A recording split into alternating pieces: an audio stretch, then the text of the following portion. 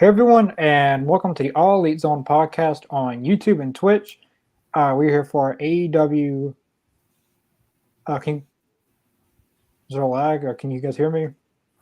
You were doing fine. Yeah, you're fine. Take I two. can hear you. All right. We're here for our AEW Full Gear predictions. We normally always do these before the pay per view. We're doing every pay per view this year. It's the last pay per view of 2022. We got Adam back with us tonight. Got Lane. Basically going. We always do go through the card and it's a prediction, so that's what it is.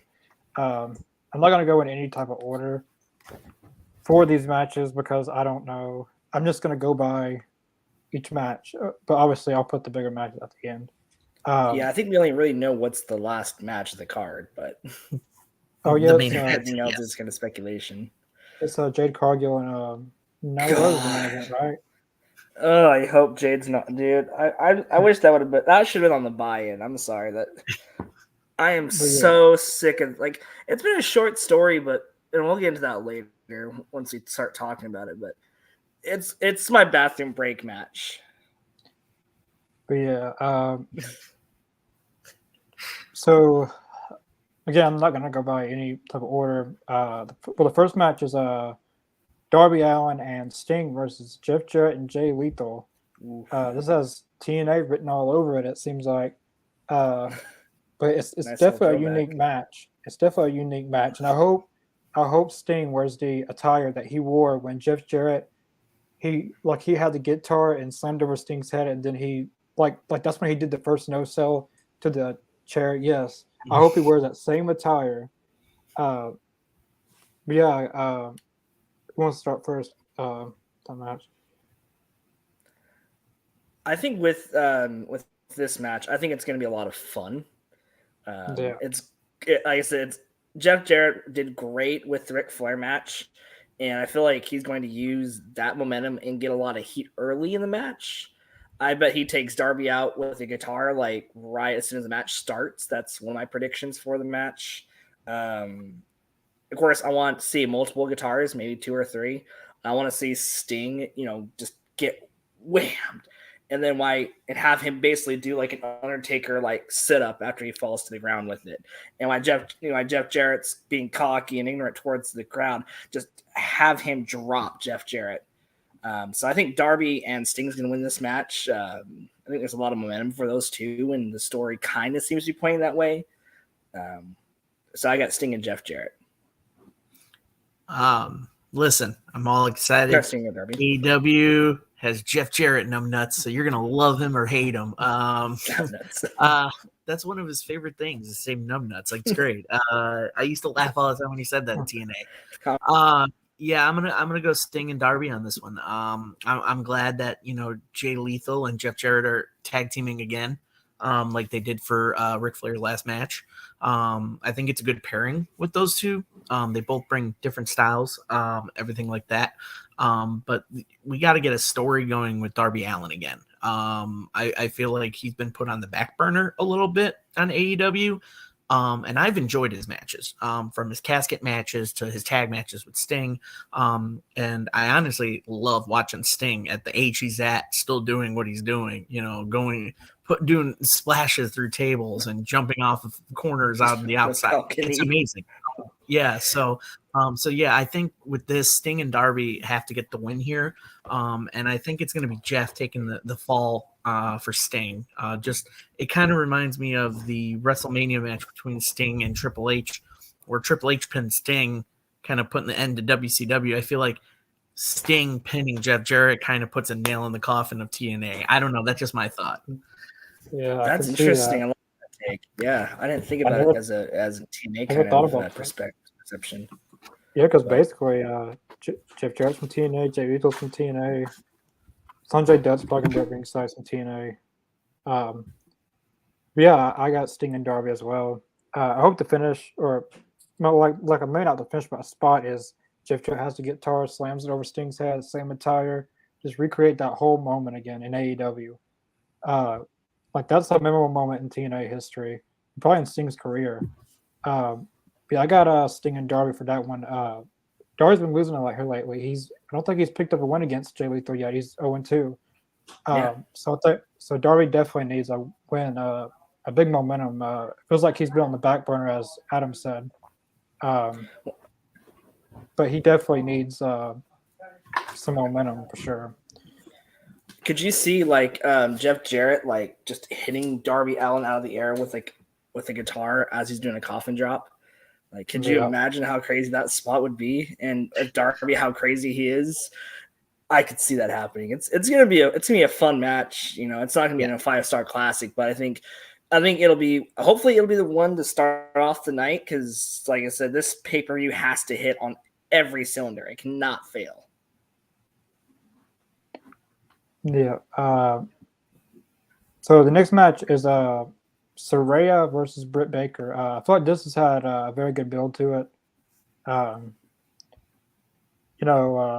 This match can be a dream match for some. Seems like Britt Baker was the face of the women's division before they got Toni Storm, Ruby Soho, Athena. This match will be very, very interesting with the promos they've done. I feel like they've done a very good build up for this. And this is the first time I forget they're having 3 women's matches. This is the first time. They've had the Casino Battle Royal, I think, but they didn't have the TBS title back then. So this is the first time having 3 women's matches on a pay-per-view. Yeah, it's definitely a step in the right direction for it, for sure. Yeah, I guess I'll go first on this one. I gotta go Saraya on this one. I mean, you don't bring her back into wrestling just to have her lose her first match back. I mean, you look at it, someone like when CM Punk came in, he faced Darby Allin, got the win over Darby Allin, who's a pillar of the AEW. You look at someone like Britt Baker, who, will gladly, she's Tony's girl. So, I mean, regardless how you look at it, whether she has a title or not, Tony loves her, so she will gladly, I feel like would put Saraya over in a feel-good moment for her to come back to wrestling after, injuring herself. I feel some interference coming from Rebel. I mean, obviously, maybe from a Jamie Hayter, who knows? There may be some craziness to it, because it feels like every Britt Baker match has that interference. Did we lose the Connor? Let's just keep going. But okay. I think it's like the key moment to her matches. You have to have Rebel do some funny spot. Yes. So. Yeah, no, so I feel like this is a feel-good moment for her. And how awesome would it be if, her boyfriend's band, Fallen in Reverse, plays her to the ring for her? Oh, dude, yes, please. I love Falling in Reverse. That would be the greatest thing ever. I've been rocking to them lately, especially Voices in My Head. That's a great song. If I was a pro wrestler, that would be my entrance song, is Voices in My Head. I like Unpopular Monster. Yeah, that's a good one too. But yeah, no, I see Saraya getting this win. So, or Saraya, however you say her name, I can't even pronounce it. It's like Kaz. I don't know how to say it. I actually will disagree with you on this one. I had an interesting perspective put into my head today by the great Bully Ray. So I was kind of listening to his take on the whole match with it, and I actually kind of agree with the direction they could go with it. And I think this could be a good story, because right now, technically, Britt Baker is kind of the face. After the whole me, promo that she did with Britt, in the ring face to face, kind of analyzing it. I think what they'll do is, I think Britt Baker is going to come out. I think she's going to swing for the fences, and it's just going to be it's going to be it's going to be a fight. It's going to be a brawl.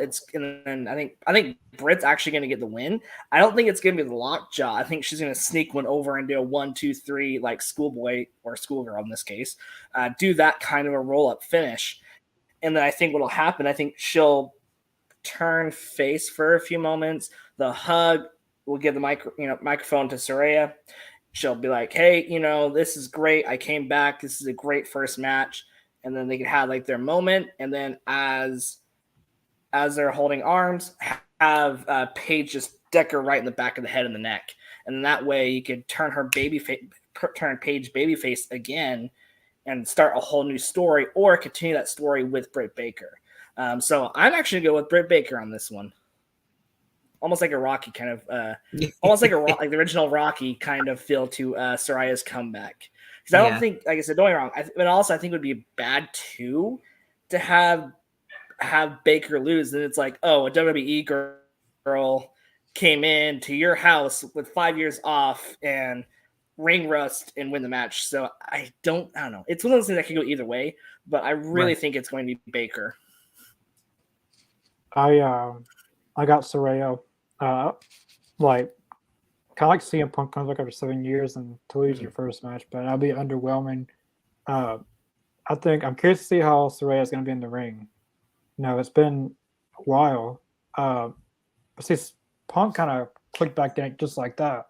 But I feel like he was in the ring still a little bit, even though he wasn't wrestling for 7 years, because he was at pro wrestling tees taking bumps, and he wore a mask out of like some kind of indie promotion. Yeah, I saw that clip. Wrestling. Yeah.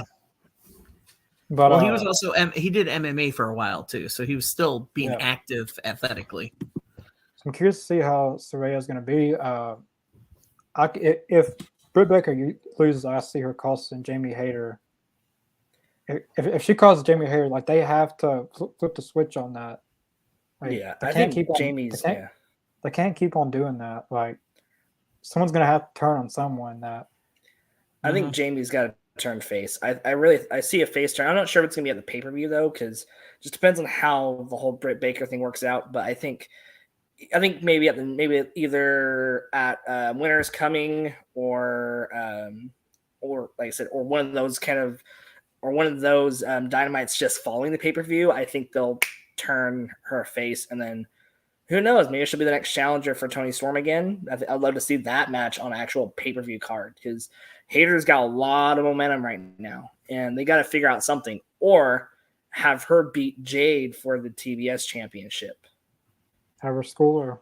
I feel that this storyline with turning Jamie is a lot like the Wardlow, turning on MJF, like it's just dragging, just pull the trigger on it and just turn Jamie face. The fans are behind her too. Like big time. In that fatal 4-way, they were really behind her winning that title, and they should have pulled the trigger there. I mean, the storylines with that in general would be great. So I think they need to pull the trigger on turning Jamie face.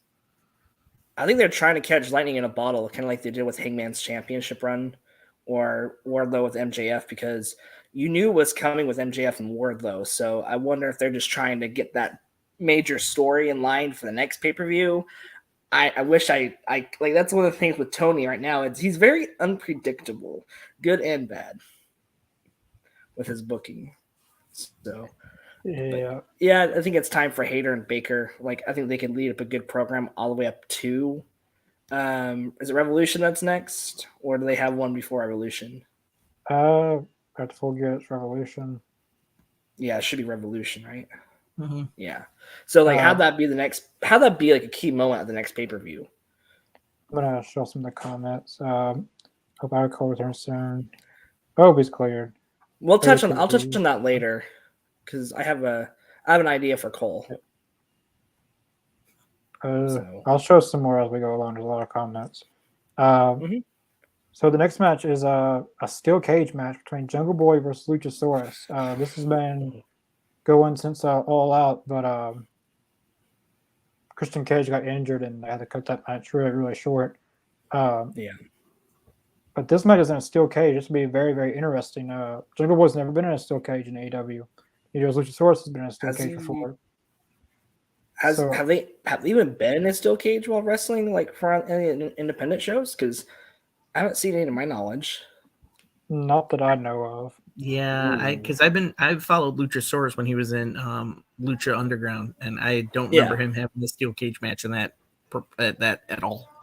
Yeah, so I think I don't think Jungle Boy has a win over Luchasaurus, does he? I know Luchasaurus beat him. No.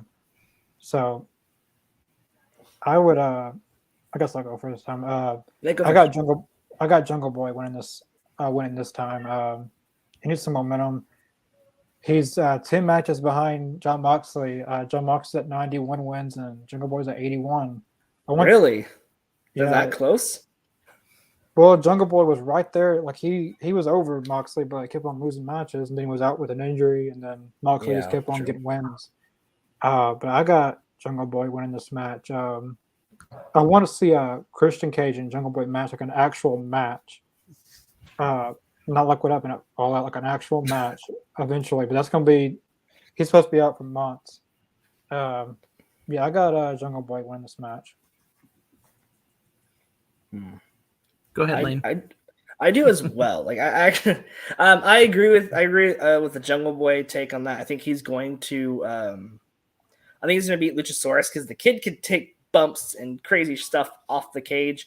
He'll probably figure out a way to do a Hurricane Rana and flip Luchasaurus into the cage. That's my big spot I'm calling now. And I bet he'll probably do some kind of flip off the top. But my main focus, because Christian Cage, he's wanting to make sure that Jungle Boy's family is like right front row.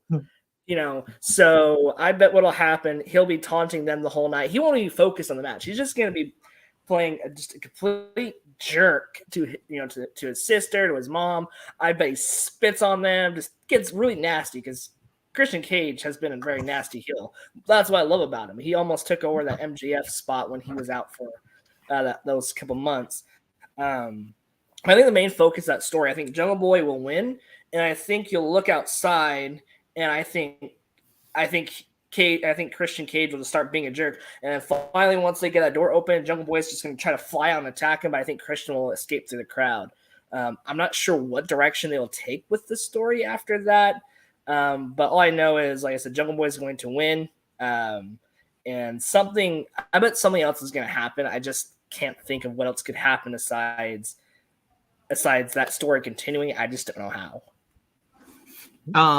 I think we're going to go 3 for 3 here because I do have Jungle Boy Jack Perry winning the match. Very interesting too, because you had Luchasaurus at one point, I think it was Grand Slam, kind of side with Jungle Boy, and then the following time he turned back on Jungle Boy. So it's going to be kind of interesting to see where they go with Luchasaurus with it, whether he stays with Christian after this match or he kind of goes back with Jungle Boy, he goes on his own. Honestly, I love the idea of Christian influencing Luchasaurus in kind of an evil way. But yeah, I think Jungle Boy needs to get this momentum back. I think he needs to get a win going. That way when Christian gets healthy, they can have a payoff match. That I feel like they didn't get at the last pay-per-view because of Christian's injury. So, I mean, this could lead, once Christian gets healed, this could lead to like a lights-out match between Jungle Boy and Christian, which I would love to see between the two once Christian gets healthy. But, yeah, it's going to be really interesting to see the outcome of what happens with Luchasaurus after this match, whether he stays with Christian, goes to Jungle Boy, or goes on his own. I think it's almost time he just takes off his mask at this point. I don't know. I mean, it's kind of his thing, though. I mean, it's Luchasaurus. It's hard because it's a shtick, So, yeah, but I'm very excited for this match. This might be one of my top 3 matches on the card I'm looking forward to. So. I think it's going to be. Yeah, I agree with you on the top 3. Like this one's one of the ones that I'm excited about. Like it's got a good story that's been going on for a few months. It doesn't feel like it's dragged on. I feel like they've done a good job with the circumstances they were handed with Christian getting hurt. Christian is, like I said, the best talker in the game, so he could still talk and be a good manager, be a heel, be a jerk. So yeah, like I said, it's gonna be fun. I can't wait to see what happens, and I bet we'll probably talk about it on Monday or Wednesday. Yep, and great spots that are going to happen in that steel cage. So between those two, yeah. There's not been one bad match in the steel cage yet with AEW, so I agree. No. So the next match is I'm going to go to TNT Championship. I'm very, very glad they're defending the TNT title on pay-per-view. It hasn't been defended since All Out 2021. Last time they defended it on pay-per-view. But we got Wardlow as a champion. Wardlow's going in as a champion, going against Powerhouse Hobbs and Samoa Joe. This match should be a very, very interesting match. I'm glad they turned Samoa Joe heel. I like Samoa Joe better as a heel than a face. I'll always, because once he the following week on Rampage, he shoved the belt against Wardlow, and then I seen that look. That looks familiar from TNA. And then when he turned on him, he had that same look, and I knew he's fixing to put him in the Coquilla clutch and turn heel on him. like from knowing Samoa Joe for years, like that look when he's about to do something. Who do you guys got for this match? I was kind of thinking about this the other day with this match, and I think Wardlow's going to get the win. Because I feel like the story especially after last night with Joe and Hobbs' reaction, I think Wardlow's going to get the win, and I think at Final Battle, I think it's going to be Hobbs versus Joe. So I got Wardlow winning this one. It's going to be a crazy, big, beefy boy brawl, and it's going to be fun to see how they outdo each other. But I think Wardlow, I still think he's got more potential with the TNT Championship, and I think after this story is done, I think have him get back on the track that he wanted to go with it. So I got Wardlow. Yeah, I'm going to go with Wardlow, and I'm going to kind of piggyback off what Lane said with this powerhouse Hobbs and Samoa Joe. I feel like after the match, they're going to start butting heads saying, you cost me the title, blah, blah, blah. And that kind of sets up the match between those two for the Ring of Honor title, the television title against Samoa Joe and powerhouse Hobbs. But yeah, I feel like Wardlow, finally getting an individual match, not a tag match on a pay-per-view card, because since he's won that TNT championship, it has been completely in the background, and I've been looking forward to seeing more Wardlow defending TNT title matches, because the face turn at Revolution literally popped me, and I'm like, oh my God, I'm so excited to see Wardlow down this track, see him win a title, and keep going up, up, up. And so that's why I feel like this win here for him on the pay-per-view is going to be his boost up to where, eventually if he does lose the TNT title, or maybe he pulls a Impact, it's like, I'm trading this in to go for a world title. Which would be awesome. They could do that. But no, yeah, I'm going to go with Wardlow retaining the TNT title in a very, very brutal big man match. So yeah, shit will get broken. Yeah, it's going to be a 3-3 again. All three again. I'm going Wardlow. Wardlow's had he's had a few good title defenses against Orange Cassidy, Brian Cage, Jay Lethal. Jay Lethal was great. Ryan Nemeth and Ari Daivari was not. I was not going anywhere. I would say Matt Taven actually put up a decent match with him. But I think this match is a good match for him to get that momentum going with the TNT title. I could see him even having a match, maybe like Wardlow versus Hobbs, or a singles match or something like that maybe after. But I really see, as you guys said, that after the match, Joe and Hobbs is going to go head-to-head, and probably at Final Battle coming up for the television title. I got Wardlow in this match. I think he can. He's already held the title for like 130 something days. I think he could be the longest reigning TNT champion. I think that's what they need to do. Yeah, I think he'll close the year out as champion. I think a Wardlow and Luchasaurus feud for TNT title would be good. There's so many wrestlers you could put in heel and face. So yeah, the story's not over yet. There's three. The last two matches were all for the same person. And the next match is this might be the worst match on the card. The AEW TBS Championship. Jade Cargill versus Nyla Rose. I'm going Jade Cargill. I don't have a choice. I really don't care for this match altogether. I would have had this should be on the buy-in. I would have had Jade versus Serena Deeb and have Serena Deeb win it and expose her on pay-per-view, like how Queen Regal exposed Goldberg on it was on Nitro or whatever. Yeah. But I'm going Jade. That's all I'm going to say. Lane, do you want to go first, or you want me to go first? You can go first. I'm trying to think of how to be nice about this, not get kicked off the air. Okay. So why don't you go first, Adam? Yeah, I'm gonna go with Jade. Listen, it's been fun with Nyla trying to be TBS champ, stealing the title. You know what? I have nothing against Nyla Rose. I think there's times when she's funny. Especially when I used to watch Ethan Page's vlogs and she was on there. She's just a funny person backstage. Yeah. Yes, great person backstage. But it just, and I have nothing that bad to say about Jade. Do I feel like she still needs a little bit of work? Yes. She does need a lot of work in the ring. She's getting there. I understand it's a long work. It's a long little road ahead to get better and better and better. They kind of gave her the TBS title. That was the storyline going with it. That's fine.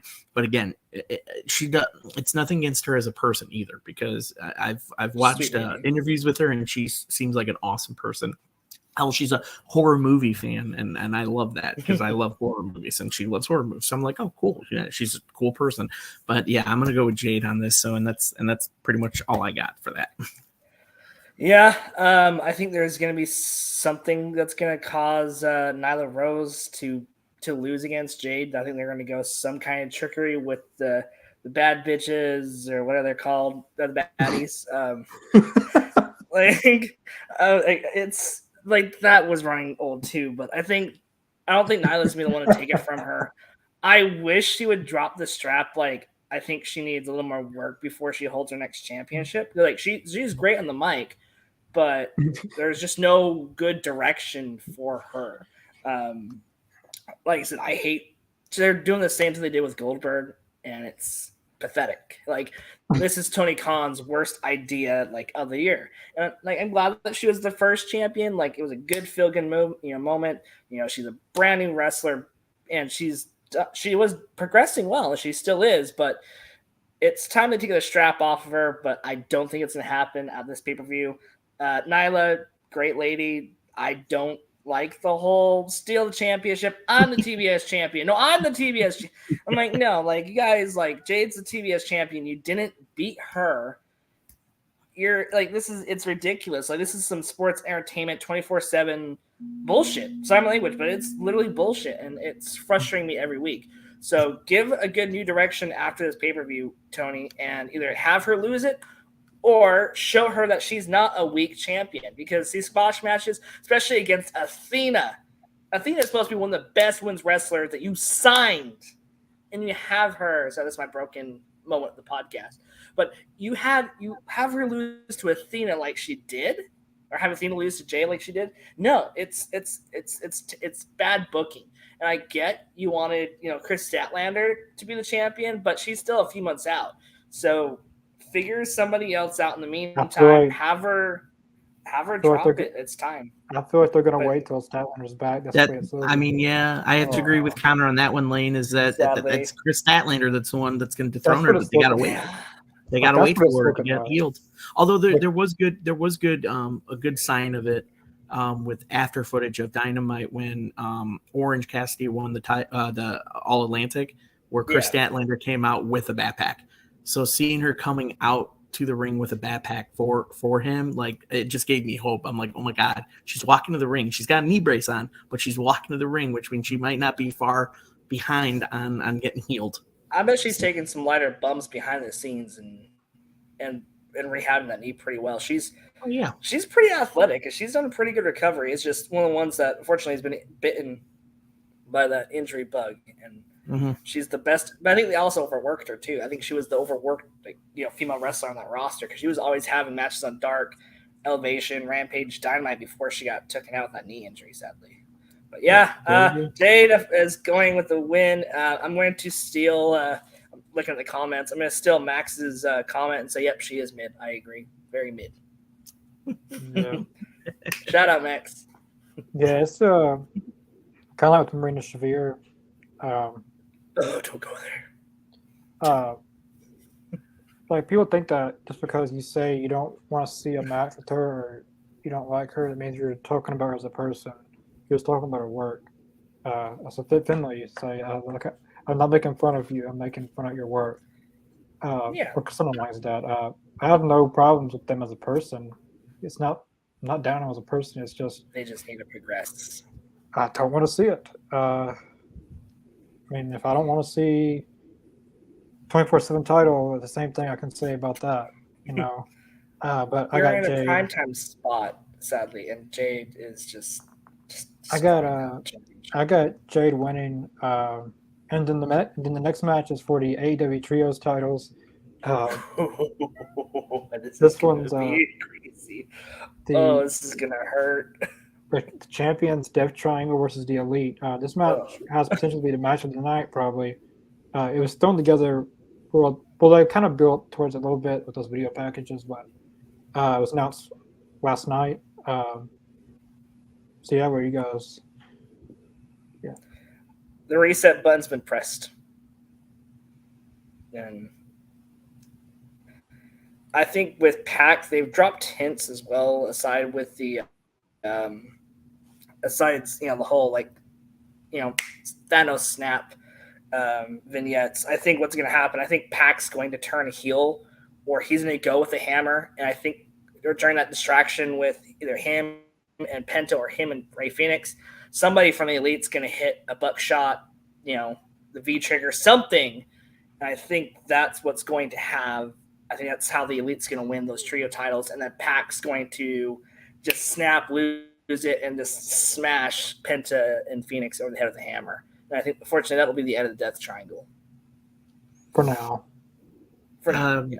Yeah, I totally agree. I see a PAC heel turning on Death Triangle. It's been planted, especially with little hints here and there. His attitude change, him using the hammer in matches, him being mad at them, and then frustrated with each other.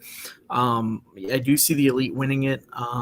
And my biggest thing that I would love to see is House of Black just come back and just have a stare down with the Elite, because everybody in their right mind wanted the House of Black to be the first trios champions, because they had so much momentum going for them when they came together.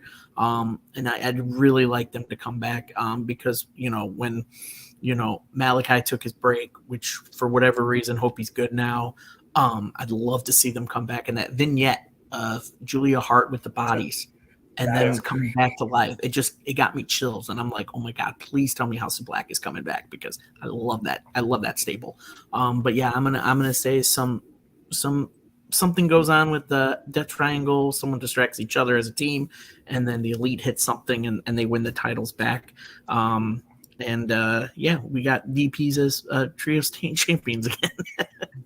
I'm gonna piggyback kind of what you just said there with the House of Black. I think something's going to happen at the end of the match where you'll have them return. Like, think about it, they've had what, 2 or 3 great vignettes since and glad that Malachi is doing better. And it sounds like with Buddy Matthews being able to fix his visa issues, Brody King, of course, just him and Julia Hart they were holding down the fort. I think I think that'll set up the next match. I think it's going to be at Revolution. So I think Tony's still pretty smart. I think he'll plant those seeds, and then I think we'll get probably one of the best trios matches, at Revolution. I think they're going to plant the seeds for that. So, and hopefully they'll win. Like, I really want them to hold the championship, because there's a lot of stories they can tell. So yes, I think the Elite's got this one in the bag. Then I just want to see Malachi Black hold the title in AEW before he leaves wrestling. That's all I want to see. Yeah, some kind of world champion, man, please. Yeah, this is tough. I'm a big Death Triangle fan. I already know the Elite's probably going to win, but I want Death Triangle to win. Not just for simple fact, the Elite's coming back, they have to win. I'm a big Death Triangle fan. Ever since they was formed, huge Death Triangle fan. But I'd be glad the Elite won them and had an actual decent title run instead of a 3-day run, like their last one. But I'm gonna have to go to the Elite. I don't know when they'll lose them, but I would like to see House of Black beat the Elite down the road. I don't know when to put them against each other, because I don't want the Elite to lose them just like that. But I'm going the Elite for that one, sadly. I mean, with other guys to go against them for the trios, I mean, you got all these factions together. You got especially the jobber factions, like the Factory, Trustbusters, all those groups that can just be like, oh, we want them, and then the elite can just be like, whatever, we'll just destroy you. It's fine. Well, even then, even if I think they should go up against Dark Order, at least maybe Winter's Coming or something, Yes. and elevate Dark Order back to where they were before Brody passed, because they could easily elevate anybody's career and have the match of their careers with them. And so, yeah, it's gonna be fun to see what happens. I'm excited for that trios match. I think that's gonna be the match of the night. I think it's a Dave Meltzer special. I think we're gonna get another trios team for the division. AR Fox was offered a contract. Really? Right after his match, he was offered a contract. So, and it looks like Tony wants to go with AR Fox and Top Flight as a trios team going forward. They put a heck of a match on Wednesday. Yeah. And it was kind of the same with the Bandito. Like, as soon as he got to the back, here's a contract. It's the same thing, what they did. They need Bandito. He's got to be one of the main focus points of ROH when it comes back. Yeah. And I love AR Fox. I saw him on the Indies. I mean, I love all his matches. I mean, he's a great high flying wrestler, but he can also grapple, and I just loved watching his matches on the Indies. So he definitely shocked a lot of people. Like, I've refereed a few of his matches. AR Fox, Georgia, I believe that's where he was. He's been on Dark Elevation for a while, and he actually won 2 Dark Elevation matches that normally guys like him don't win. He beat Serpentico. Everyone beats Serpentico, but he beat poor Serpentico. But he beat John Silver, and that's not someone. That's what's surprising, because he's usually pretty protected on Dark and Elevation. Yeah, like normally guys like that don't beat signed talent, but he did, and then he comes to Dynamite and puts a 5-star match on. He hit a home run. So I'm glad hopefully he's on the contract. I don't know if he signed yet or not, but he was offered one. But yeah, the next match is the ROH World Championship between the champion Chris Jericho. And there's Bryan Danielson versus Sammy versus Claudio Castagnoli. Can't say like William Regal does, though. I guess I'll go first on this one. Actually, this is to throw you guys off. I know you guys said the trios match is probably going to be the match of the night. I actually think this might be one of the matches of the night. Really? This is actually one of my top 3. This one, and then the Jungle Boy Luchasaurus. And obviously, I think you guys can guess what my number 1 match is. But I think this is going to be a great 4-way. Honestly, I'm glad they're giving the Ring of Honor World Championship some more time. I mean, you got to get eyes on that product once it comes back to TV, and just having these 4 guys go at it. I mean, especially Claudio and Bryan, who are both former Ring of Honor champions. Sammy never held the title, but you give a young up and coming guy like this a chance to shine on a pay-per-view. And I think they really took a back seat on Sammy with his whole him and Tay doing their whole shtick, which by the way, I feel their shtick would have been Cody and Brandy's had they stayed with AEW. That's my feeling on it. Is that's the direction they probably went with those 2 before they left. But honestly, I'm gonna go with Chris Jericho retaining. And this was tough for me because I really want to see Bryan win it again, before he, retires, officially, because you could literally use Bryan or Chris as your face when you start Ring of Honor back up on television. I think either one of those guys would be a great face to start the company back up. But yeah, I'm gonna say with Chris Jericho's doing right now, the way he can change his character over the decades and what he can do in the ring, and just it's amazing what he's doing right now with being the Ring of Honor killer, as I like to call him, because he's basically spitting all over Ring of Honor right now because he just doesn't care. So yeah, I'm gonna go with Chris Jericho retaining. I will agree with you on that one. There's a few different aspects of the match that's going to happen. I think Sammy is going to help Jericho, of course, because I don't think he's going to pull a Shawn Michaels and just lay down. What if he did? Oh, that'd be wild. But or if they try it and it's gonna fail. But I think I with thought they're gonna try at least once. You know, it would just get broken out. But I think Sam is gonna be a big key factor in that match. You also have that little riff with the Blackpool Combat Club right now, where it feels like everybody has some kind of jealousy of each other's, as the way I would put it. I think you're going to have an ego kind of problem between Claudio and Danielson because they both want that championship. Danielson wants to hold that championship that literally gave him, a name in professional wrestling for the company that literally made him a star to get him re-signed back with WWE. So I think where there's that, and then you have Claudio who had all the issues when he had the championship and to lose to Jericho like he did. There's a lot of animosity right there. So I think Jericho is going to get the win in this match, and I think you're going to set up a potential feud between Claudio and Danielson. I think that's kind of the way they're going to go. I love the Blackpool Combat Club, and I'll touch more of why I think they're going to split up with the main event coming up. But I think after this pay-per-view, I don't think we'll have the Blackpool Combat Club for much longer. Mm-hmm. I got Claudio Castagnoli in this one. Really? He never should have lost it, really. But I got Claudio win this. Look, he should go win as champion for whenever they start that up. I won't be surprised if Jericho wins, or I could see any of the three winning except Sammy. I don't see Sammy winning. Sammy's really the only one I can't see.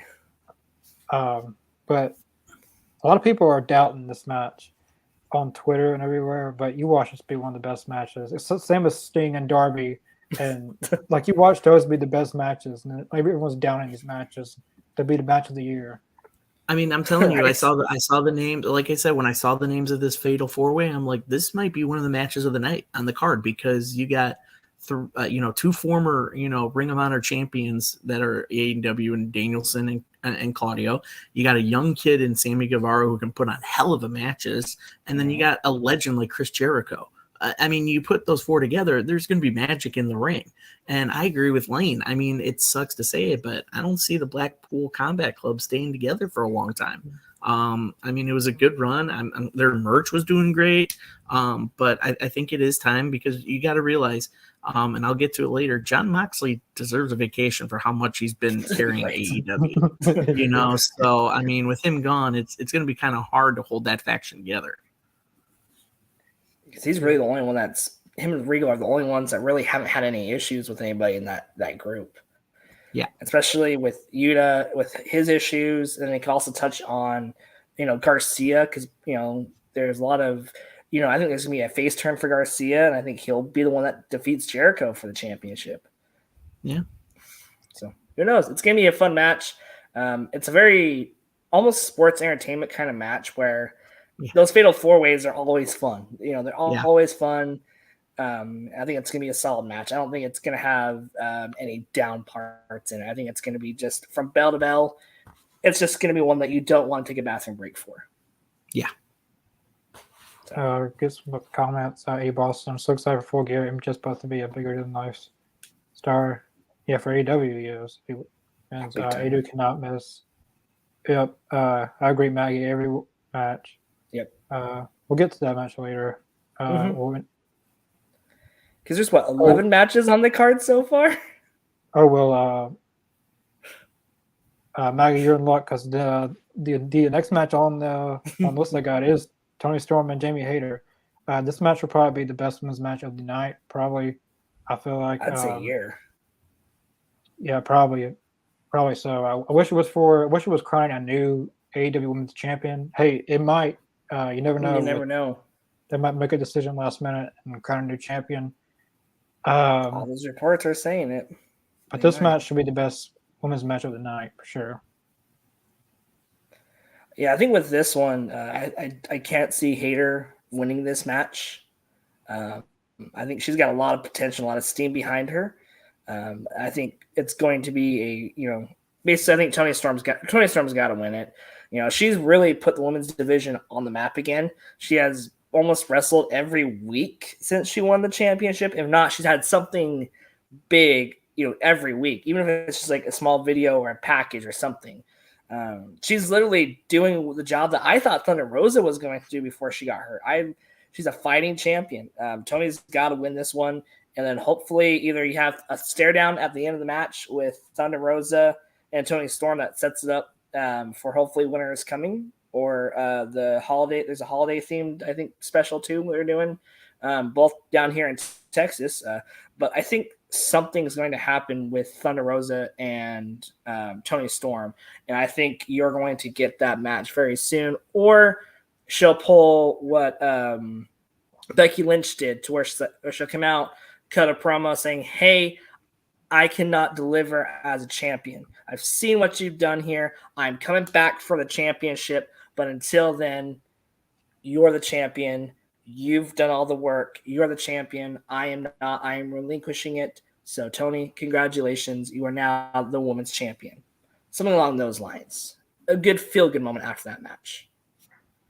Yeah, I was torn on this match too, because honestly, I would have loved to see Jamie Hayter win. Because you could go so many directions with Jamie Hayter being the women's champion, and I will say being the women's champion, because I mean, with Thunder Rosa being out so long, it mind boggles me why they keep doing the interim stuff. I have nothing against Thunder Rosa. I think she's a great wrestler. I love watching her matches. I think she puts on great matches.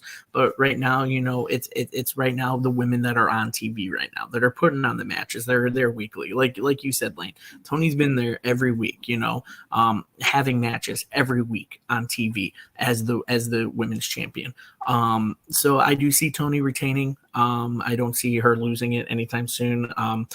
Reports actually too, and I don't read a lot of dirt sheets, but reports said that Thunder was supposed to drop this title to Tony at the last pay-per-view anyways. Really? So yes. So you kind of got to give it to Tony Storm. She really didn't get a good run going in WWE. Her international stuff has been great. If anybody's watched any of her matches from other promotions, she's hell of a wrestler, regardless who's in the ring with her. So I do see Tony, and this could be a planted seed of Jamie Hayter's face turn, because to go off what Lane said, with you saying Thunder Rosa coming out, I see it where Jamie gets in Tony's face and then extends a hand and shakes her hand and leaves the ring. Kind of saying, all right, you beat me. All right, you're the champ. Shake your hand. I'm out. And then that could be kind of like Britt being like, "Why'd you shake her hand?" Blah blah blah. I could do the feud there. But yeah, I do see Tony Storm retaining that title, and hopefully within a few days, maybe if Thunder Rosa is not back and they can't have their match, I see in a few days saying Tony is the official women's champ. So, and I want to kind of piggyback off of kind of how your idea with Hayter and Tony shaking hands. I could see that happening, and then you could have a backstage segment either after the show. I don't know if they're going to do the scrum. Hopefully, maybe they shouldn't, but do something backstage, like a YouTube thing you post on social media, or you can wait for Wednesday, or you could do the road to. But you could have that interaction between the two, saying, "Hey, she is our enemy. You had your chance, you missed it. It's my turn to go back after that." And then they could kind of butt heads, and then they could spin it off into face turn, and then hopefully Jamie Hayter gets more time to shine by herself. Yeah, and I kind of go off of that too. Is with our predictions for the Saraya match. Say Saraya wins, and then Tony wins, and now Britt and Jamie are both losers in their matches. They're gonna rub that against each other. They'll be like, "Well, you lost your match, you lost your match, blah blah blah," and you can just go from there. I can see that could be like a good way for Baker to lose. Mm-hmm. That won't make it look like a WWE person has came in and destroyed your house and took it over. Yeah, that's my only fear with that match. I got Tony Storm win this match. Obviously, Tony Storm was my favorite women's wrestler in AEW. She has proven herself since she's been with AEW. She wrestled like 11 weeks in a row on Dynamite. She's had Rampage matches, dark matches. Even the dark matches she's had, she's made the best of it. And like the recent tag match against Ima Sakura. it was Tony and Shida versus Ima Sakura and whoever else it was. Everything she's done, she's made the best of it, and a lot of her matches have been great against Penelope, Athena, Fatal 4-Way, both Fatal 4-Ways, Grand Slam, and All Out. She's definitely, I feel like she's really put the women's division on a whole nother level. Toni Storm has. And I want to see Jamie Hayter win the title, but I don't want to see her be. I don't want to see her win the interim. I want her to be like the official world champion.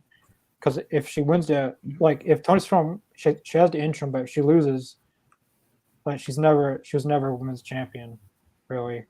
I got Toni winning. I got Toni winning in the best women's match of the night. But I think something's got to happen between Baker and Hayter. Like they gotta do something with that. I can't do that forever. Yeah, like I said, they got to pull the trigger on it. So.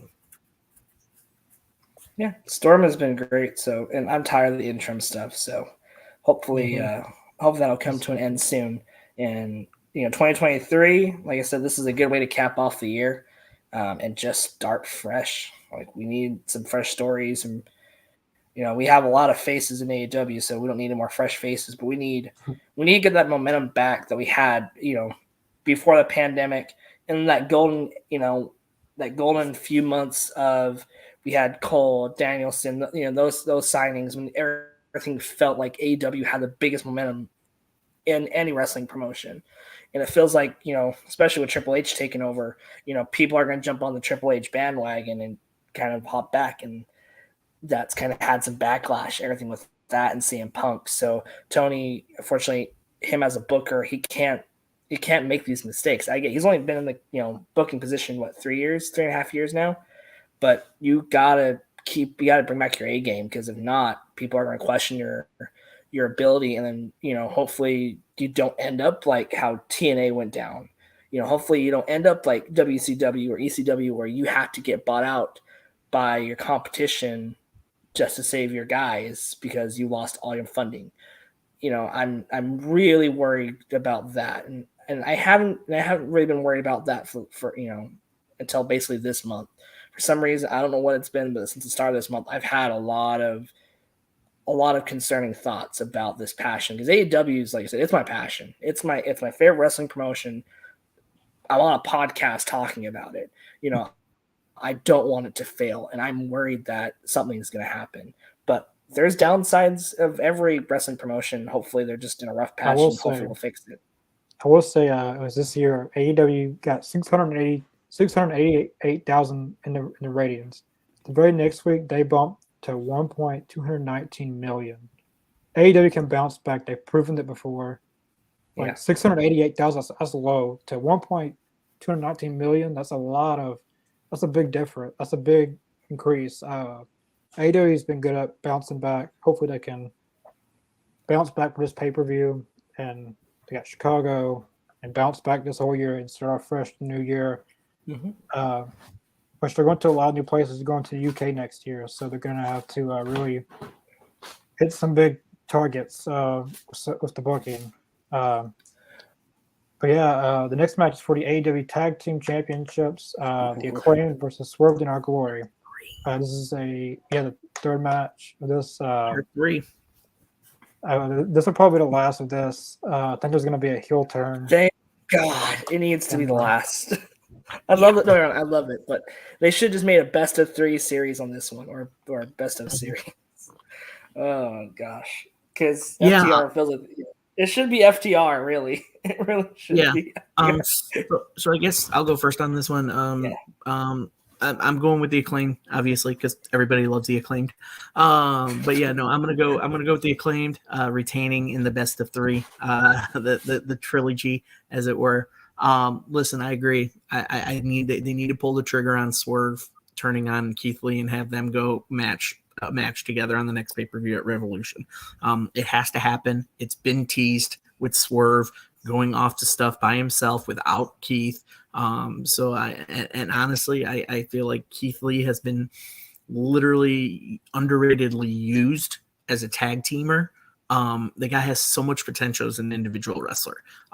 From his days on the indies, watching his matches in Pro Wrestling Guerrilla to, even his time in NXT and, WWE, the guy is an athlete for his size, and he should not be put in tag matches. He needed to be put in individual matches. He needed to go against, the tease at Revolution this year with him face to face with Powerhouse Hobbs and Wardlow. Those are the kind of matches I want to see, Keith Lee in with the big boys, those are good matches. Him, Lance Archer, him, Samoa Joe, Powerhouse Hobbs. Even some of the small guys, wrestling against him would be great matches. I can think back. Yeah, I can think back to real quick. I know I keep going back to it, but with WWE history, because I'll be totally honest with you, I'm going to kind of piggyback off what Lane said. I wanted to say it before he got to the next match, but AEW has really revitalized my love for pro wrestling. I got out of it for a while because WWE's product just went down the toilet for me. I couldn't stand it anymore. I didn't want to watch pro wrestling anymore. AEW came around. I started watching their matches. I started loving it again because I saw who they were bringing in. I saw the matches they were having. And I'm like, oh my God, this is the pro wrestling that I've been missing.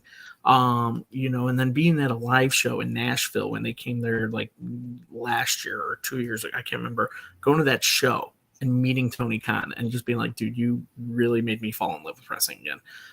But yeah, no, going back to like the WWE's, even Brock Lesnar, a big guy, said he loves having matches with little guys because they put on the best matches with them. That's what I feel with Keith Lee. That's why they need to pull the trigger on Swerve turning on Keith so those two can have their blow off. Like, all right, we're done as a tag team. Let's have the match of Revolution done. So yeah, so I'll go with the Acclaimed winning this one with maybe some funny stuff going on with Billy Gunn. Right. With this, like I said, with Swerve turning heel, because I think the Acclaim's going to win it. I think they'll at least hold the belts until I think they'll lose them at Full Gear to FTR. I think that's the direction they got to take. But I think with the Acclaim match, I think it's going to be a great match. Revolution. Sorry, it's been a long day. I've been staring at numbers all day, folks. I'm sorry. But with this heel turn with Swerve, he's, like I said, it's there. And he also made a point last night on Dynamite where, and this is kind of something that I thought about after we went off the air last night. He is a way better singles wrestler, and he proved it in the ring last night. If you look at Bowens, right? So Anthony Bowens got, he got more love towards him, and with that injury, because I think, like I said, he was selling the arm pretty well. But like I said, you seen that, hey, the Acclaimed, they're nothing without each other. They have to have that dynamic with each other to work as a team. Like not nothing against Max Caster and Anthony Bowens, but they're a better unit than individual wrestlers. Swerve, on the other hand, you got that jealousy. He knows that he what makes him tick is being a champion, being the center of attention.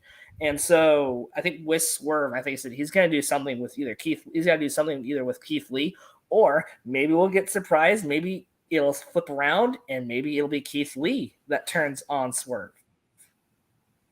I don't know. There's a lot of directions they could go. I've been thinking that because when Hangman and Kenny did their thing, everyone thought it was going to be Hangman turning heel, but it was the other way around. It was Kenny Omega who turned on Hangman because it could be Keith Lee turned heel.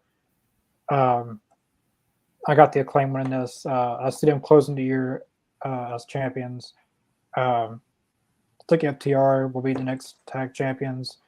They're kind of pushing that off because they want the Acclaim to get a good title run.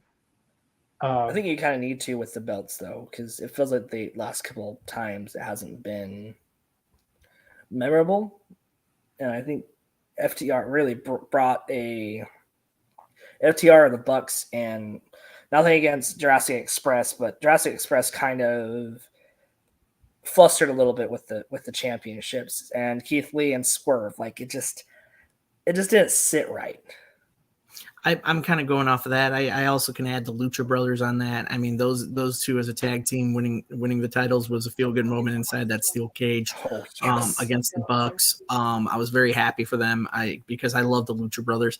I've been following them since they were in Lucha Underground and in the other promotions. especially Penta. Loved watching Penta. I've seen him live on the Indies. Such a great match. He puts on great matches. So yeah, no, I kind of see that the tag titles need a little more. I mean, I love what the Acclaim are doing with it. They're getting that momentum going. But yeah, I definitely do feel like FTR needs one more run with those AEW tag titles. Yeah, and if you look at it too, we're waiting for Connor. If you look at it, especially with FTR, like I said, they're the biggest tag team right now in any promotion. And then you have the Acclaim. The Acclaim don't need the titles to be over. They're still going to be on TV once they lose it. They're going to be a consistent act. Heck, they got foam fingers for scissoring. And so like stuff like that. Then they had the just shout out back to last night with the Captain Insano.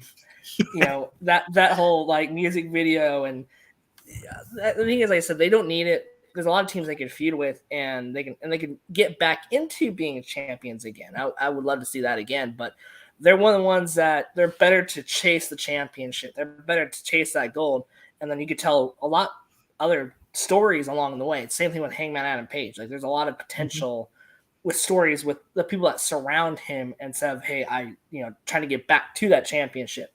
That's the thing is Swerve and Keith Lee, they have a story. They're both better single wrestlers. So something's going to happen with that match. So Connor, what is your takeaway? Like what do you think is going to happen? Who do you got winning? I got the Acclaim winning. They're not losing. I think Swerve is going to do something. I think Swerve will be down, maybe on like one knee or something, and or Swerve might get a chair and attack Keith Lee. I'll see someone turning in this match on someone. I won't be surprised if it's Keith Lee to do a Swerve in this whole thing. That'd be awesome. Swerve. I'm going to go with some of the comments because we got 1 minute of this one. Tony Storm wins. Aiden. What's up, man? Miss you, brother. Crazy.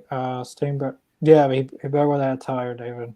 As well. Sting has to know. Yeah, the exact same thing. Everyone's the same. Yep. Has to sell a guitar, Pro wrestling, which is the most powerful weapon. Double J's guitar, Sting's bat. Sting's bat. And a real fight would be a bat. But if you look at it though, but after Darby getting hit with the guitar, slap nuts. Darby, nuts. Yeah, I know he said nuts somewhere, but I just laughed. Yeah. But Darby, like I said, Darby taking the guitar shot, man. Like he's got to take the best. I think he took the best guitar shot that Jeff Jarrett's ever given, and he stayed down. That Lethal might turn face to prep for a small feud with Jericho for the ROH title. I could see that happening because Lethal said that he wants to work with Jericho. He's one of the top guys he wants to work with. I could see that. True. Yeah, and they were kind of teasing it too with him kind of leaving his, Daivari and the big guy Saddam Singh just be like, I got this on my own. So yeah, Jericho versus Lethal. Yeah. Popular monster. Yeah. I got Sarah as well, following in reverse. And the thing about AEW is like since day one, like their music, I don't know these artists, but once I started, I'll kind of say the same thing as Lane and like Adam. 2018, I was pretty much getting out of wrestling. I had it. By 2017, it was already unwatchable to watch WWE. It was just a chore you had to do. Hold on. No, but it's so true that like he was saying, we're waiting for him to come back in. But it was a chore for a while watching WWE. Like it was just so. It was hard to get at least my I haven't seen if it's gotten better. I've seen a few moments. I'm like, oh, that's not bad. But when it becomes a chore, either you need to take a break before you get burnt out, or you need to go find another way to get watch those shows and get creative again. Because when Cody left, that's really why I became a fan of the Bucks and Bullet Club was because of Cody. Like Cody was a huge reasoning for me, kind of leaving WWE and going more towards wrestling and out of sports entertainment. Before that, I had no idea other wrestling outside of WWE. all I knew was sports entertainment. So yeah, came a What long I was ways. saying- what I was saying Back before I to really- Connor. What I was saying was before I was really interrupted by some people in my house. So rude. Yeah, it is rude. It is very, very rude. I hate that. 2018, I was done with wrestling. I was getting ready to sell all my WWE stuff, except my signed stuff. I tried getting into Impact, but they're like I can't get to a point where you lose people left and right all the time, and then they come, they go. It's just that uncertainty. I don't like the uncertainty of some things. Even though Impact has a great, like if it wasn't for AEW, I'd probably still be watching Impact because even Jericho said he was going to sign with Impact. AEW never was a thing, so AEW might be Impact right now. That'd be wild to think about it because Jericho said he was going to go to Impact if AEW didn't happen. But then there was rumors of AEW. You know, the Elite becoming free agents. People are saying they're going to WWE or to sign up for Ring of Honor. Where they're going? And there was trademarks. All Elite Wrestling, AEW, Double or Nothing, all out. Then I stayed up, being the Elite, January 1st, 2019, to watch BTE. And they announced AEW, and I was a fan of AEW since January 1st, 2019, and I've never looked back. If it wasn't for AEW, I would not be watching wrestling today, probably. I would probably be completely out of it. Yeah, I'm kind of with you on that one because going back to what I was saying earlier about, WWE, the product went down. I used to love watching it, even in the early 90s and the 2000s. But not just that, but I was also watching ECW in the late 90s. I was, I'm going to show my age here. I was born in 87. So between 97 when I was 10 to maybe 2000, 2001 before the company faltered, I was watching ECW on TV. I was switching back between WWE back when it was WWF and ECW. Those were the two things I was watching. I'd watch WCW from time to time. Mm-hmm. The only big time I'd watch WCW was 2001 when it was going on saying that WWE had bought WCW. Mm-hmm. So I'm like, I have to watch now to see what happens. But yeah, no. And then, I stopped watching. And now, today, I'll be honest, I follow a little bit of what WWE is doing still. I'll watch some videos from WWE. There's some good matches over there, but my love is still for AEW. AEW puts on some great matches every week in, week out. The pay-per-views are great.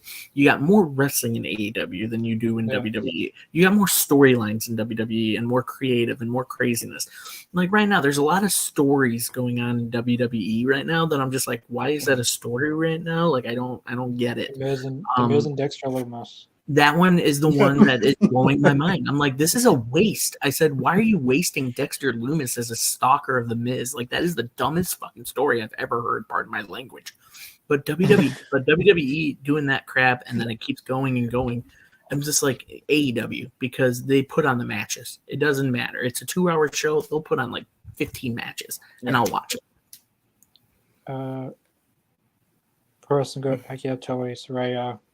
Shows guys. Well, I don't know when you like this comment, but thanks for watching Pro Wrestling. Yeah, thanks, Baker will lose. Yes, Jamie and Baker need to break away. Mm-hmm. You got Luchasaurus winning super. Oh. Interesting. Okay. Hey, what's up, Noah? Shout out to Noah. Thanks for watching. Got Wardlow as well. Joe vs. Hawk will be great. Yeah, that'll be a good match. Wardlow vs. Brian Cage was good. Yeah, we've seen that one. I got the Elite. Got Jericho. Yeah. Yep. Tony Storm should win. Claudio given lead the big Dude, screen. Can they? Dude, that'd be epic. He could. He did it. He did it to me, big guys. All he does is he doesn't have sleep. He just lays on a freaking bed. Just JF. Like nothing. Yes. Yeah. Okay. Take it. That's why we got a little beef. Little drama in the little heat, like almost as bad as last night between me and Connor. FTR is the best tag team in the world. Yeah, that's I thought the Elite Force were greatest tag champions. I wish it was a little longer their reign. Yeah, I thought so. I think they needed to go. Didn't because Phoenix got hurt? Was that why they kind of like? Well, I'm kind of glad they did take the belts because the match that they lost the tag titles, Phoenix got injured. So it was brutal. I had to rewind it. Tag championship. Crazy the amount of top unavailable for AEW right now is still an awesome card. Mm-hmm. Sally Cole and O'Reilly's injured. Statlander is injured. Rose is injured. Andrade is suspended. Yeah, unfortunately. Well, O'Reilly might not even be still with AEW. He just had a boxing match. Oh, Bobby Fish. Bobby Fish. Yeah, Bobby Fish. Yeah, Bobby Fish ain't come back. Down. Yeah, he's left AEW. Oh, O'Reilly. You know what? I just got O'Reilly and Bobby Fish mixed up. Yeah, O'Reilly's hurt. Man. Bobby Fish is O'Reilly will come back eventually. Yeah. Yeah, Bobby Fish is officially gone. He they didn't renew his contract. He got taken off the roster. I totally forgot that. And then he went to. He was trying to get Cole back to. See, this he is was trying to get everybody back. Yeah. No, watched it. Like, listen to this. Is the stupidest decision he's ever made his entire life. He tried to get Adam Cole and Kyle O'Reilly to quit AEW so they can go back to WWE and do the little click thing with the Undisputed Era. Adam Cole and Kyle O'Reilly said no. So he leaves, tries to go back to WWE, but Triple H doesn't want him now. He goes to Impact, and where's the lie? Pure silence. Then signs with Impact. Well, he didn't sign, but now he wants. Just doing it. And I'm pretty sure he's blew up Triple H's phone like Road Dogg did. Triple H is like, nope, not with that Adam and Kyle. Papa Hunter, can I come back? He No, you were always the sidekick. It's cold here, please. He did all that just to look like me the biggest anymore. idiot. I'm so hungry. Well, It doesn't happen to me. It's crazy altogether because WWE is so bad. If AEW came along a decade ago, WWE. Yeah, probably so. I think so too. But yeah, some of the comments I'm going to go through. So I leave this. Well, I'm not going to include the Eliminator because there's not going to be a Eliminator match. But the main event, this is very anticipating. The AEW World Champion Jon Moxley versus MJF, Maxwell Jacob Freeman, or as CM Punk says, my jerk-off friend. My jerk-off friend. Wasn't that Jericho? Was that? I think it was Jericho, isn't it? I thought it was Jericho. I think CM Punk did it because like their first promo. Oh yeah. And then CM Punk said he said like I always thought the MJF stood for my jerk off friend. Or it could have been Chris Jericho, but I know CM Punk said something along the lines of that. I think they both did. But before we start talking about this match though, but if you look what MJF's posting, there's with everything like that and his comments, like I said, he's got to win this match. Like before we start getting into it, like I don't want this match to go sour, and I don't want the firm to cost him the victory because that would be the worst booking decision Tony could make right now. And if he makes that, we might not recover. Yeah, I would be the stupidest. I trust Tony, and I hope he wouldn't do that. You know what? I trust Tony with this one. He has to go with MJF. He has to. With like Lane said, the tweets he's putting out. There was after the Dynamite shows, they always come out and they have the mics. Him and Tony and MJF were in the ring together, and MJF literally gave Tony praise. I watched the video. Yeah. It was great. What? He said, this man has really done well. He goes, but then he went a little heel and said, but by 2024, you better be paying up to keep these people happy. I think he's going to stay. I think he's going to stay. But I think this is MJF's time to win that title. I mean, he has been a draw for this company. He is one of the pillars of this company. I think it's time for him to win it. I think this is what I was talking about earlier. For two reasons. One, this might be my number one match of the night. And two, this is the reason why Jon Moxley needs that vacation. He'll drop the title to MJF, take that long vacation that he was guaranteed before this whole AEW media scrum at All Out.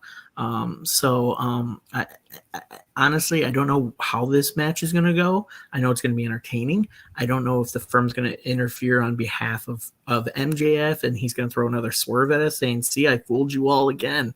I had the firm behind me completely and we fooled you all. Or it's literally MJF by himself and saying, I did it by myself. I beat Moxley by myself.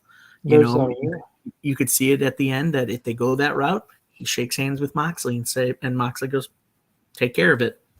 There's one other outcome people have been talking about is William Regal turning on Moxley. Yes, I was about to bring this up. I heard about that too. That's another, like, that would make things more interesting for sure.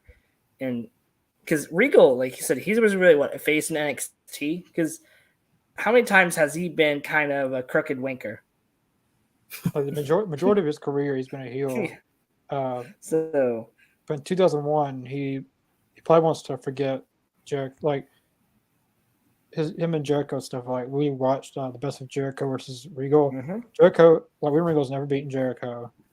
Oh, and then he goes on these promos at the time and tries to go on a promo battle with Jericho. You have nothing to brag about. You lost against Jericho like 5-0. I mean, I can honestly see that with William Regal. Yeah, it's gonna be fun to see what happens. Like I said, I really want, though, to be honest with you, I really want MJF to win clean. Mm-hmm. Yeah. I really want him to win clean, and I think it'll be almost a face turn because MJF is one of those heels that you love to hate, but you also want to see him get the gold. You know, there's a lot of truth to his promos. Like, he's very good about blurring the lines with his work. So this is going to be an interesting match, and hopefully I have faith in Tony. I am worried, though, because it's still in my head that something could go wrong. They could also do what they did with Aces and Eights and kind of do that kind of little momentum with the firm. But I think, to be honest with you, I think if you have MJF win clean, and then I think Stokely, really keep Stokely around, but everybody else in the firm, just split them up, have them go their own ways. The firm has been that's been like the weakest part of this story. If the firm was out of the story would be like perfect. I mean, to piggyback of what you guys were saying and kind of the whole match we weren't going to talk about, which was the Eliminator match.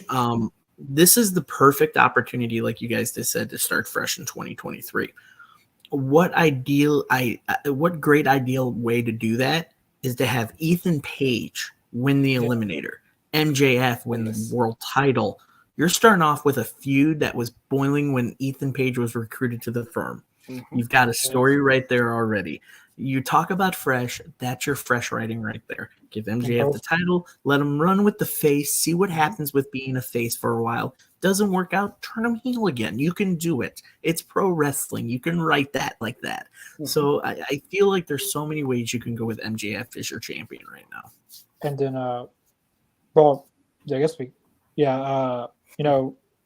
Ethan Page is in the finals. He'll be in the finals guaranteed.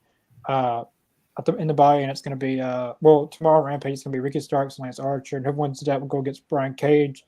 In the buy-in, I'm looking for the finals to be Ricky Starks and Ethan Page probably. Mm-hmm. I really hope Ethan Page wins. That's who I got winning this whole thing. And whoever wins, like they'll be going against each other at Winners Coming in December. So it'll be MJF and him then. I will vlog that. But MJF and Ethan Page are great in the mic. Ethan Page is a good heel. MJF can play heel or face. That could be a big draw. And any MJF match is not predictable.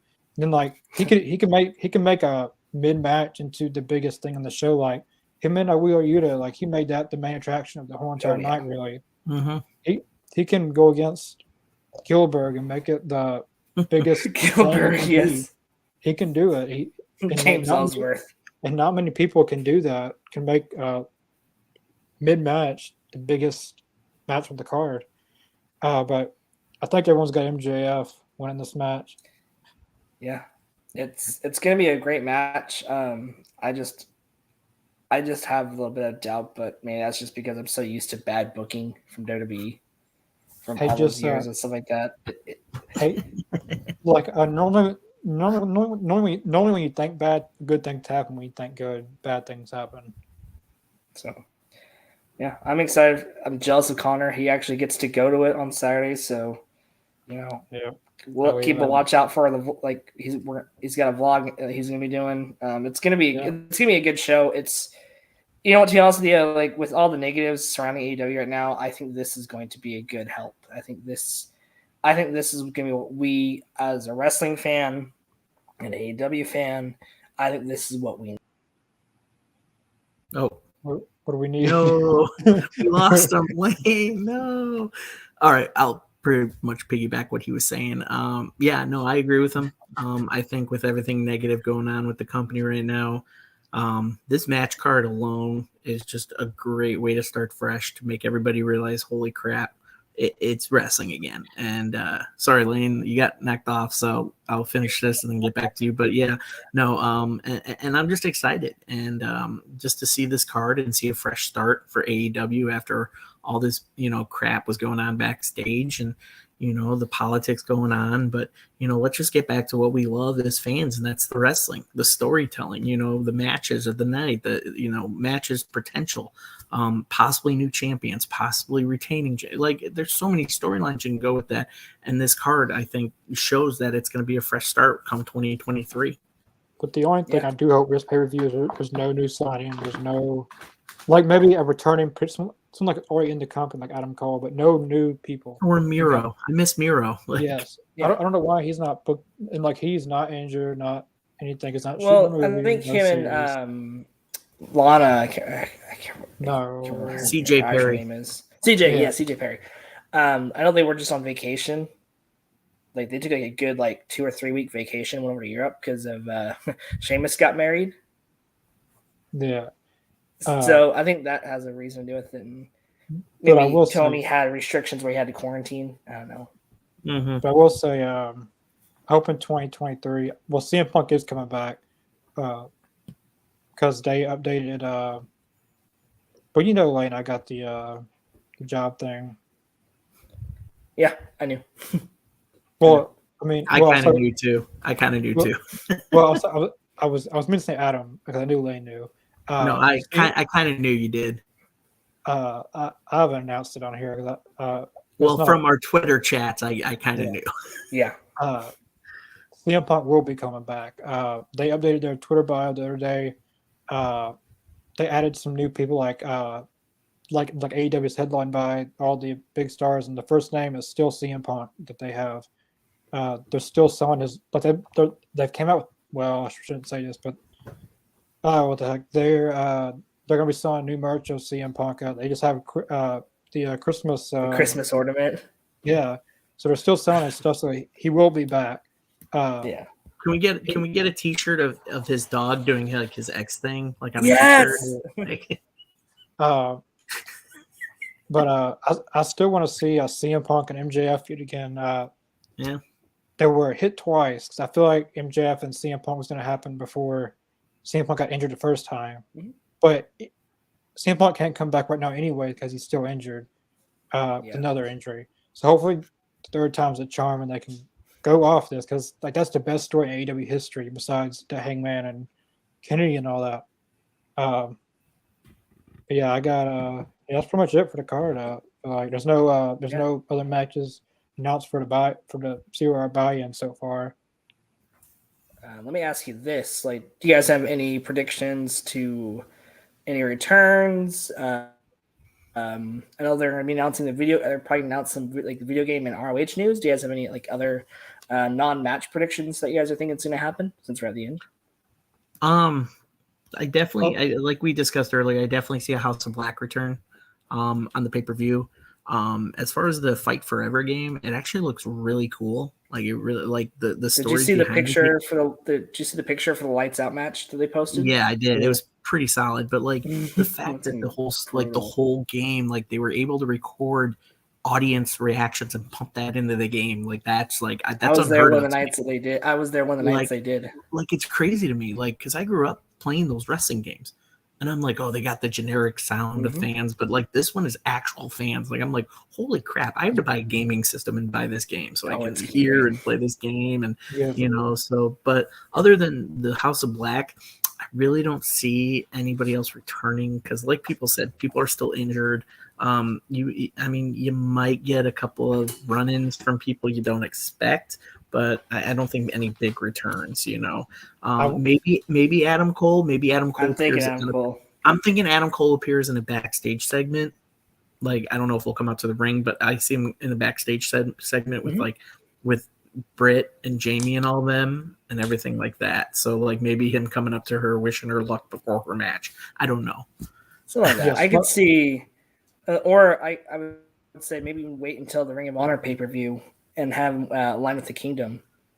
Since we'll never see the Undisputed versus the Elite, but you have his other, team, the Kingdom there. So, the only thing that can go around that is to get Roderick Strong to AEW. I mean, I feel like that's the reason they're keeping Brandon Shafir around. I hate to say, I feel like that's the only reason. But I feel like Bobby Fish has got to at least come back for that one match.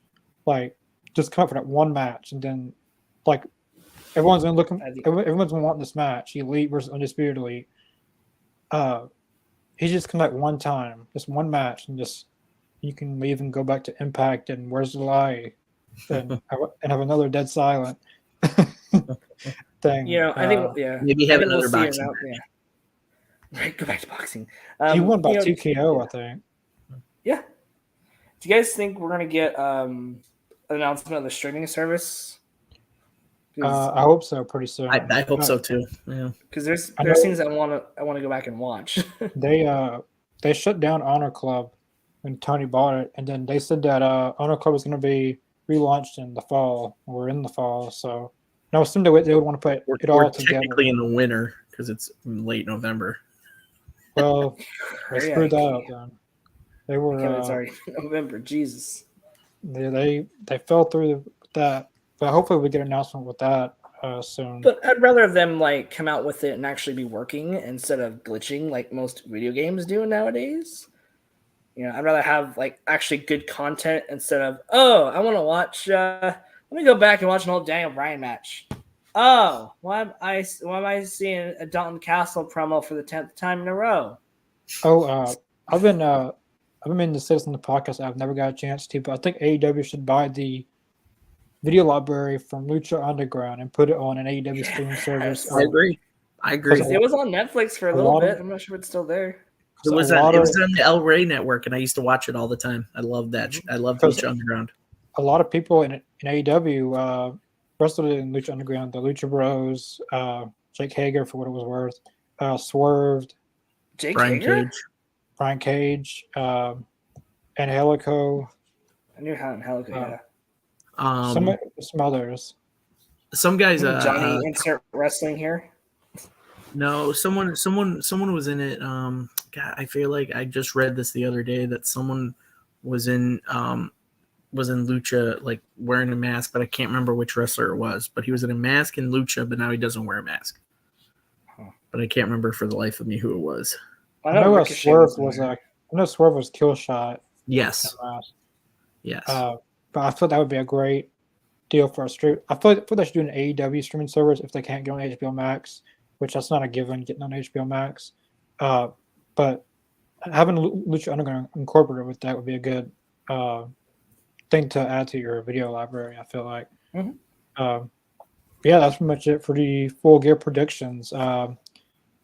If you guys checked out our Twitter, we are now on Podvine, the other streaming, it's kind of like Spotify, but not Spotify.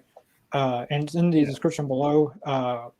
Basically, what they did is everything got transferred over because one of you guys, like one of the fans or someone, recommended us to them, and they reached out to me about putting it on their stuff. So, and I didn't have to download anything; just transferred everything I had on Spotify or something. And I just put it all on there. Like once I claimed the podcast.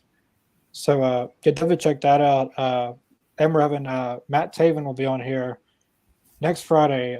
Normally we have him before Rampage, but excited for that. He'll be at WrestleCade, so we're gonna have to do it immediately following Rampage. He'll be on, and then December 16th, Ken Shamrock, former Intercontinental Champion, UFC fighter, will be on here. And that'll be before Rampage. But yeah, we got two. Like we gained more subscribers again. Like as the live stream going on, we got 245. Sweet! Thank you for everybody who just joined us. Thank you.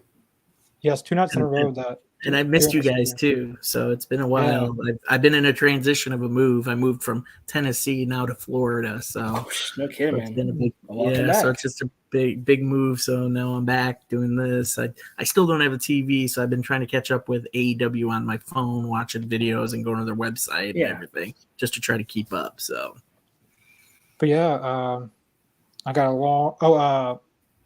I will be doing a full gear vlog, and it'll be on this channel. And I've got ideas to incorporate everyone from the podcast in it.